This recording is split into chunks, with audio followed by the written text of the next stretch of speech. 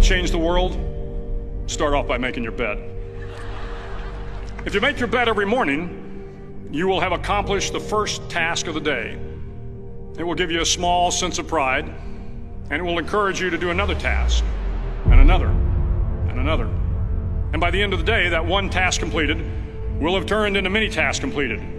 Making your bed will also reinforce the fact that the little things in life matter. If you can't do the little things right, you'll never be able to do the big things right. And if by chance you have a miserable day, you will come home to a bed that is made, that you made. And a made bed gives you encouragement that tomorrow will be better. To pass SEAL training, there are a series of long swims that must be completed. One is the night swim. Before the swim, the instructors joyfully brief the students on all the species of sharks that inhabit the waters off San Clemente. They assure you, however, that no student has ever been eaten by a shark, at least not that they can remember.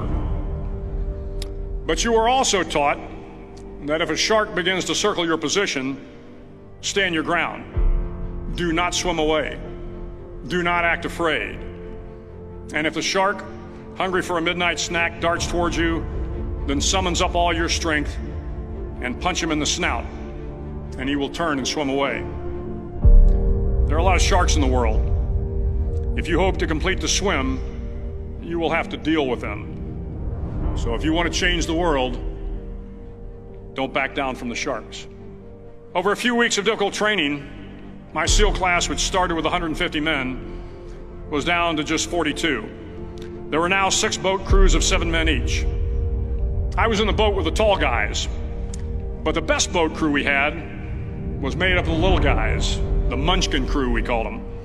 No one was over 5'5". The Munchkin boat crew had 1 American Indian, 1 African American, 1 Polish American, 1 Greek American, 1 Italian American, and 2 tough kids from the Midwest.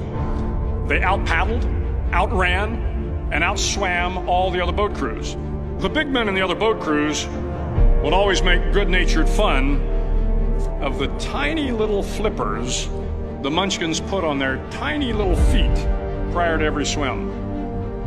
But somehow these little guys from every corner of the nation and the world always had the last laugh, swimming faster than everyone and reaching the shore long before the rest of us. SEAL training was a great equalizer.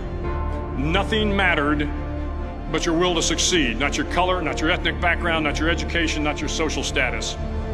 If you want to change the world, measure a person by the size of their heart, not by the size of their flippers. The 9th week of training is referred to as Hell Week. It is 6 days of no sleep, constant physical and mental harassment, and 1 special day at the Mud Flats. The Mud Flats are an area between San Diego and Tijuana where the water runs off and creates the Tijuana Sloughs, a swampy patch of terrain where the mud will engulf you. It is on Wednesday of Hell Week that you paddle down to the Mud Flats and spend the next 15 hours trying to survive this freezing cold, the howling wind, and the incessant pressure to quit from the instructors. As the sun began to set that Wednesday evening, my training class, having committed some egregious infraction to rules, was ordered into the mud. The mud consumed each man till there was nothing visible but our heads.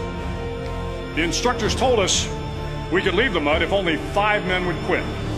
Only 5 men, just 5 men, and we could get out of the oppressive cold. Looking around the mud flat, it was apparent that some students were about to give up.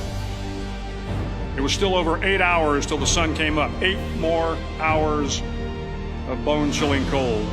The chattering teeth and the shivering moans of the trainees were so loud, it was hard to hear anything. And then one voice began to echo through the night. One voice raised in song. The song was terribly out of tune, but sung with great enthusiasm.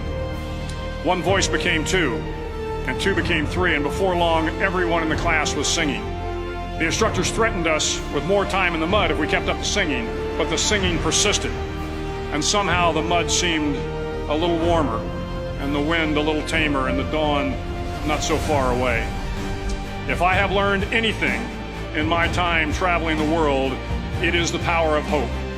The power of one person, a Washington, a Lincoln, King, Mandela, and even a young girl from Pakistan, Malala. One person can change the world by giving people hope. So if you want to change the world, start each day with a task completed. Find someone to help you through life. Respect everyone. Know that life is not fair and that you will fail often. But if you take some risks, step up when the times are the toughest, face down the bullies, lift up the downtrodden, and never ever give up. If you do these things, the next generation and the generations that follow will live in a world far better than the one we have today. And what started here will indeed have changed the world for the better.